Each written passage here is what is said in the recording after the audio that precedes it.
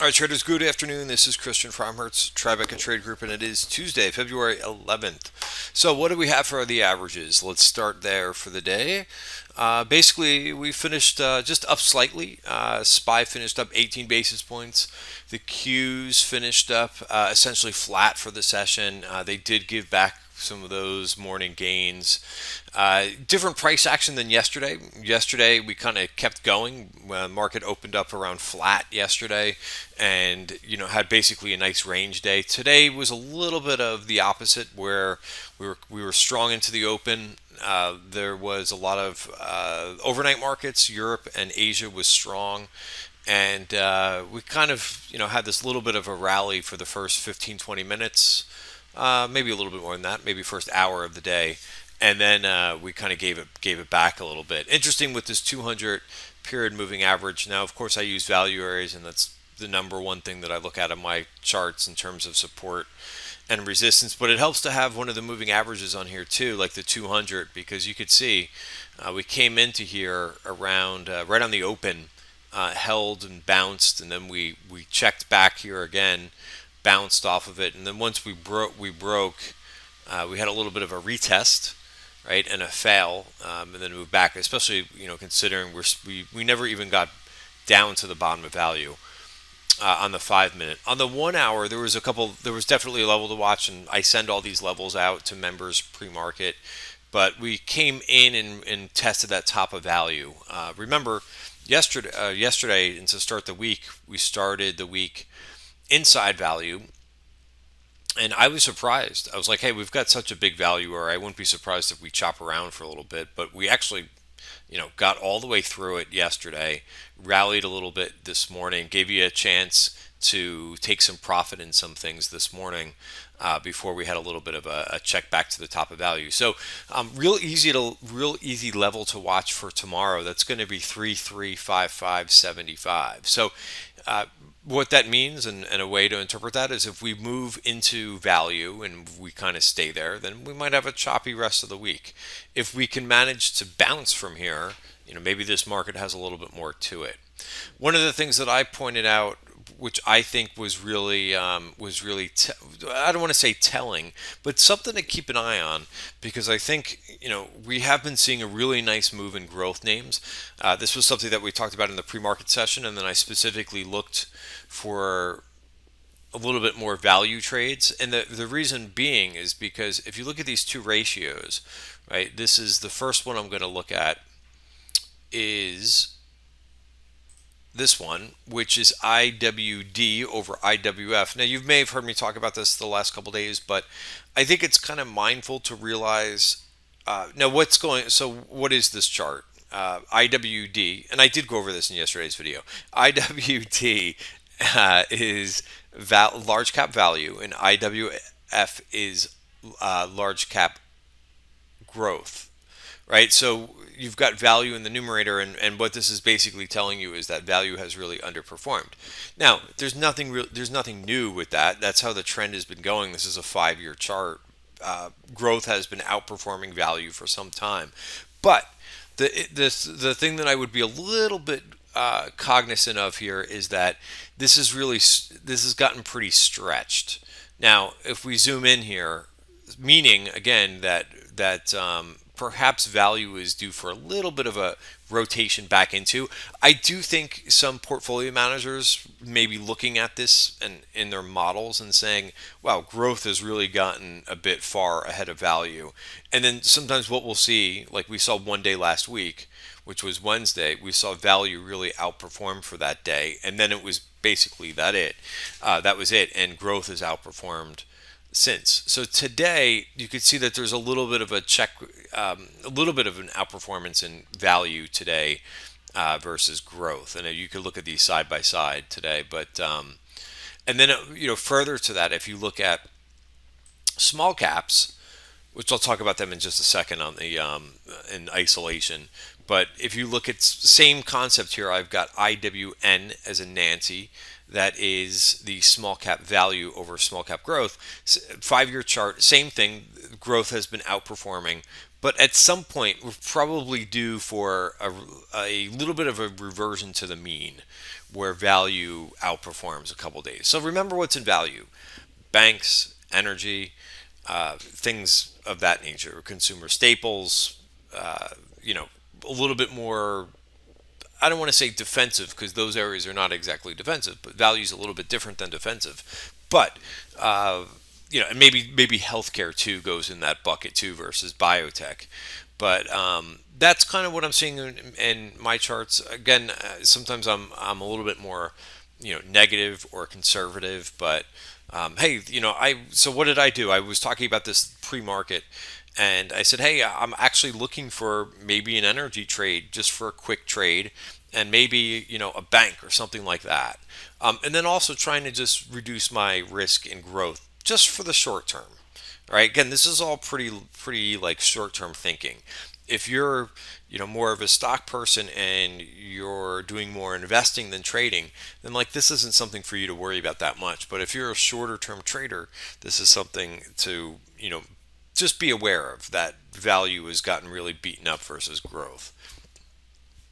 And again, if you've been watching, if you've been playing, if you've been playing Amazon or a lot of the FANG stocks or the software names, that over the last couple of weeks, this group has done very well, overall. So that this shouldn't shock you. It's just, I think, pretty stretched at this point, right? So, the other thing to remember too is that I think the way that we've had how the market has kind of overcome the coronavirus scare and so forth. Not that we're completely out of the woods with that, but just keep in mind the market, like, if the market does come in one day this week, it's kind of what it's supposed to do from time to time. Uh, the market just doesn't go up. I think sometimes, like, I think today I got a few questions both on Twitter and in the trading room, like, hey, how come we're down? Well, we can't go up every single day, right? It's been really nice. Again, here's the check back, but just keep that in perspective. I think that gets lost, especially when so many things are working well and we're seeing a lot of momentum call buying. Sometimes traders, you forget, and you're looking at the short term and you're expecting it sometimes to just carry through with the trend. But that would be great if we continue to push higher. But just in terms of your positioning, make sure that you're not, what I always say, over the tips of your skis with positions at this point. And I say that over and over and over, but I think that's where sometimes you can get caught in situations. I think a lot of people were caught in this quick move down for a couple weeks. And I think the number one reason that people were caught into it is because they were a little bit too over positioned. I don't know why, but it seems like there was a lot of people who kind of messed up their beginning of the year a little bit because we had a small pushback. So if you weren't prepared and if you got sucked into this, even though how I said till I was blue in the face that be careful during earnings season because it's a tough time to swing trade, but make sure that you're okay. Like if something like this happens where we do check back, and again, I don't have a crystal ball, but if we do check back, right, I think that'll be a great place to add risk, a better place to add risk, but make sure that you're prepared for it. Of all outcomes, if we continue to grind higher, because there's no real sell signal today, but if we continue to grind higher, make sure you have some trades on for that. But also, if we manage to pull back a little bit, make sure that you're okay with that as well, that outcome as well. I wanted to talk about small caps just for a minute, so I'll get away from that subject. Small caps, had some strength in the beginning of the day, but they could not get outside of value here, and then also on the 1 hour as well. So there's a little bit of resistance on right around the same level of resistance, but on two different charts. 167.56. I would write that level down because that's pretty good. We tried to go higher here. At one point, small caps were up like 1.2% on the highs, but the bar did not close there and turned away from it. So that's 167.26, and that is 167.70. So it's pretty close. Pretty close for that. Sectors today. Solar continues to rally. I've been long the TAN ETF for a while, loving it. So nice performance there. I mean, monster. Whoops, just the wrong thing there. Really nice move in the solar names. So I even sent out a chart on Saturday.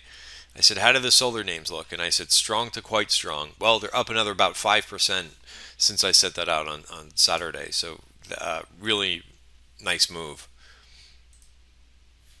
Whoops. Let's bring this back up.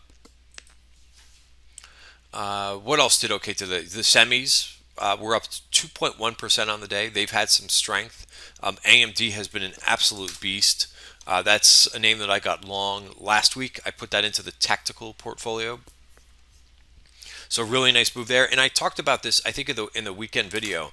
I talked about how AMD and Nvidia showing had a little bit different characteristics in their overall semi group, which is now almost back to 52-week highs. Remember this? I thought this was an area to watch. I thought that it was showing a little bit of relative weakness about a week ago. Well, it's been strong ever since. So it did check back to the 50-day moving average. Kind of hesitated here at the top of value, but it has gone through. So it looks pretty good. There was some buying in Taiwan Semiconductor. This one's been pretty sneaky as well. We'll wait for this chart to come up here. But this is also, really took a dip here after earnings and broke the 50-day moving average. I had tried buying the dip in this name back here, and once I saw it go further south, I got rid of it, and now it's basically right back to where it was. So like I said, there was some call buying in TSM. Another one that saw a little bit of call buying is ASML, which is also back to 52-week highs. So again, kind of sneaky, but they're right back up there. So impressive, I would say. Home builders, also another group hitting a 52-week high. Let's see where this thing closed. Look at this. Also right back at the 52-week high. So, one by one, some of these groups, which I was a little bit concerned that some names were making lower highs. Well, not so much anymore. I'm starting to see more names do this type of thing. So breaking out. So as always, main message to talk about a little bit about option activity, but the sorry, I got 10 things going on in my head. But the main thing is, try to stick with the trend, but just be cognizant that we do have pullbacks from time to time, and watch your risk levels, and keep in mind that we could see a little bit of a move into value considering how stretched those ratios are. So I hope that helps. Yeah, call activity today. I think they were rolling some XLY consumer discretionary calls from February out to March. Some pretty big trades that went up. MPC, a lot of March calls. I played this for a day trade. It looked fine. I just, energy names, if I can make some money on energy, which is what I was looking for in the beginning of the day, I just said, hey, I'm not going to be greedy on it. There are some big snap January 2022 calls, a little bit of Nucor, a little bit of Lulu in the beginning of the day. So there was definitely some things. But again, I would keep an open mind and be objective, about some of the things that you're seeing on the tape the next couple days. Because, hey, if value starts to go, that'll be a fun trade as well. So just kind of have to stay, hooked into what we're seeing on the tape. And, maybe that value trade starts to outperform. So that's kind of what I'm keeping a close eye on. And I did get into JP Morgan calls. They did not work. Like I said, I was looking for value trades. NPC worked right off the bat. JP Morgan did not yet, but that's okay. It's March, and I have room to add to that trade. All right, guys, so that's it for today. Have a great night. See you tomorrow.